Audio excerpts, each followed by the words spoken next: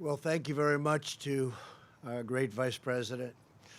And thank you to all of the extraordinary patriots here at the United States Department of Defense, the world's largest building. I've heard for many years, the world's largest building. And it's under great leadership. Your devotion, strength, and courage keep America safe, strong, and free. It's because of you that the United States military is the most powerful fighting force on the face of the earth. I want to express our gratitude to the old guard and to all of the service members in today's review for their extraordinary commitment to excellence and their unwavering loyalty to our nation. It is the greatest honor of my life to serve as your Commander-in-Chief. Let me also recognize the incredible U.S. Navy sea chanters and the band for that beautiful rendition of our national anthem. It was really beautiful, and thank you very much. Fantastic job. Thank you. Thank you. We're gathered here today to celebrate the swearing-in of America's new Secretary of Defense, Mark T. Esper. Secretary Esper, your lifetime of noble service has prepared you for this immense responsibility, and that's what it is, immense responsibility. On behalf of our entire country, thank you and congratulations. Congratulations.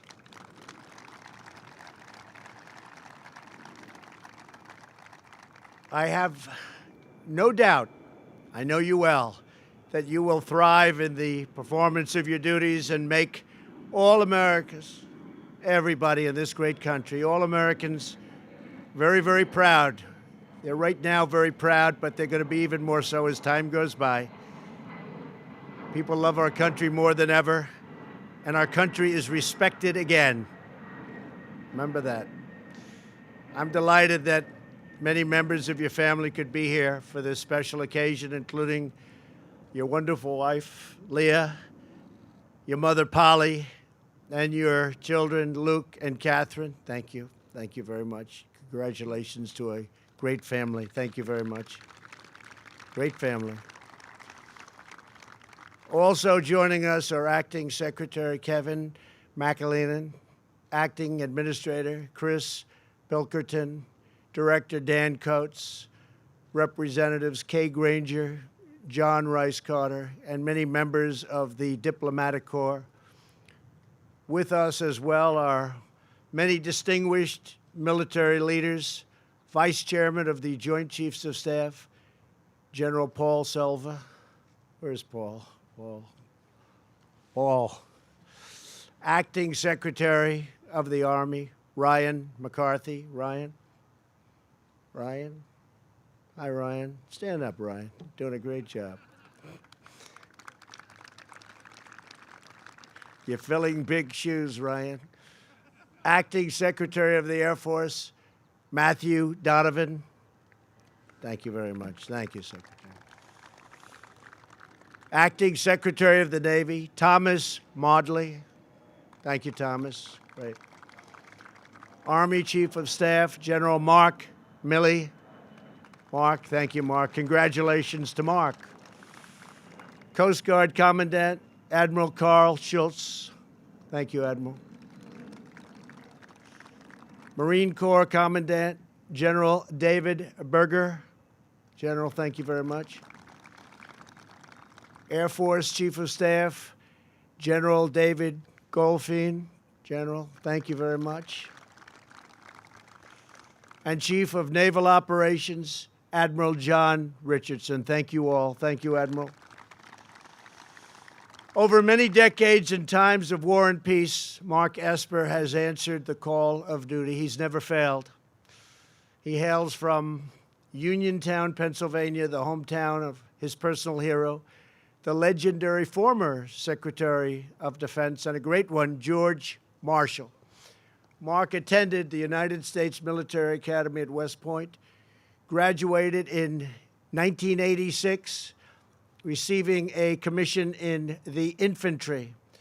Soon he earned his tab, Ranger tab, and fought with the famed 101st Airborne Division in the Gulf War.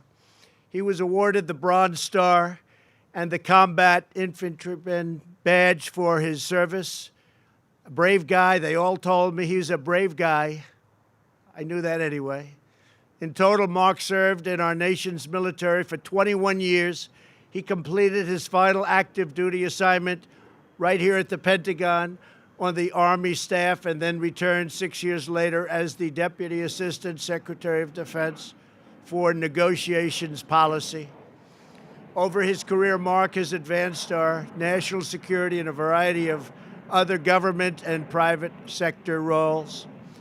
He has worked in both houses of Congress, advising lawmakers. I can see he had some talent because he won, was it 98 to what?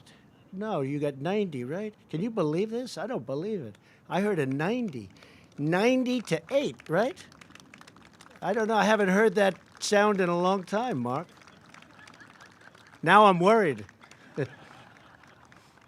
90 to 8. Wow. He served as vice president of Raytheon.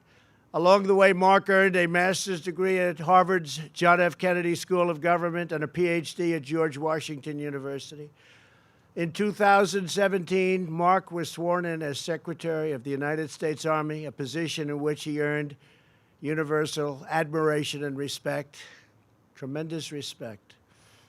At the Department of Defense, Secretary Esper will work with more than 2 million service members and hundreds of thousands of civilian employees, all dedicated to one critical mission: the defense of the nation and of this great nation's people. I have absolute confidence that Mark will ensure that our incredible military is fully prepared to deter conflict and to defeat any foe. No enemy can match the awesome might of the American Army, Navy, Air Force, Coast Guard, and the United States Marines. We had a budget approved when I first came in, billions and billions of dollars more than it was previously in the previous administration, $700 billion. Then I went to $716 billion. And I won't even tell you what this one is.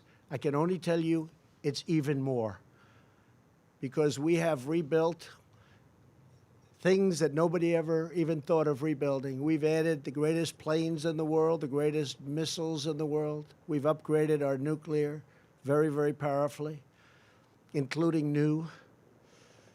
We never want to have to use it. Pray to God that we never have to use it, but we have the best in the world in every aspect of military. The sight of American warriors brings solace into the hearts of our friends and strikes fear into the hearts of our enemies. Our military today is more powerful by far than ever before. And 3 years ago, we could not have said that, could we, Mark? We're giving our warfighters the tools they need to fight and win with overwhelming force.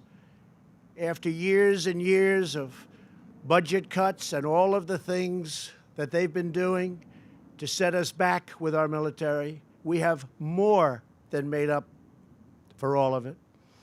We're building new tanks and ships and submarines and planes and missile systems to ensure that our warriors operate with unrivaled capability in conflict. Any battlefield will be a battlefield on which we win. We have given our service members their largest pay raise in nearly a decade. And under this administration, we have faced the challenge of our time with clear eyes, fresh thinking, and bold determination. Our first priority is always the safety and sovereignty of our nation and our citizens.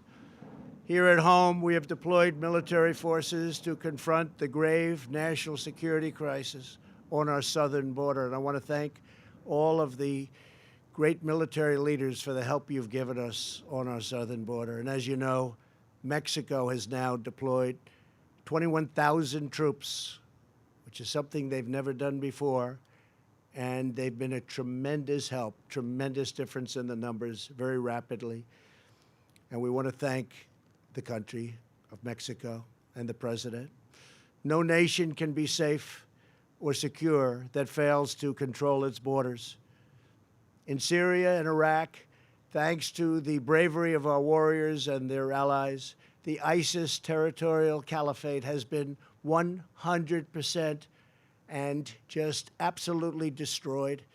And we did it in a very quick moment of time. As soon as I said, I want to do it, and I want to do it fast, our military kicked in, and it happened very, very quickly.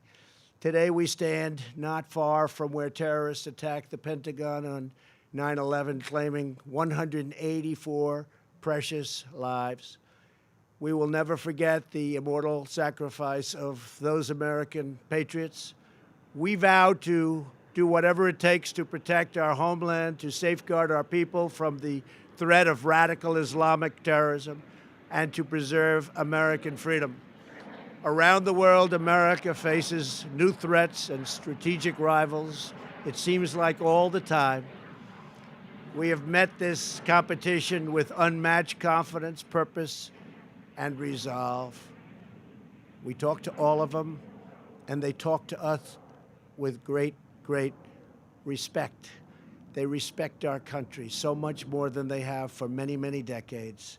Right now, they respect us more than they have in many, many years, and it's only going to get more so. We are ensuring American dominance across every warfighting domain: land, air, sea, cyber, and now space. That is why, under Secretary Esper's leadership, we will, as Mike and Mark has already said, but it's so exciting to say. And whenever I make a speech, people start going wild. They stand up and they clap, and I can't sit them down, and I have to wait because I say we're launching the United States Space Force. They go absolutely wild. They understand that's where it's going to be at. And we're going to be there, and we're going to be there in every way that you can. As we aim ever higher, I know the men and women of this department will never let up and never rest easy. Together, we will fulfill our sacred mission to protect the greatest nation in the history of the world, the United States of America. With unyielding strength, we will defend our country, we will defend our people, and we will proudly defend our great American flag. Secretary Esper, congratulations again to you and your family. This is an incredible day in the life and fabled history of the United States. Secretary of Defense. Do you ever see that? Looking into, did you ever see that one? As I watch all of these great men and women, you're going to do a great job, I have no doubt. Absolutely no doubt.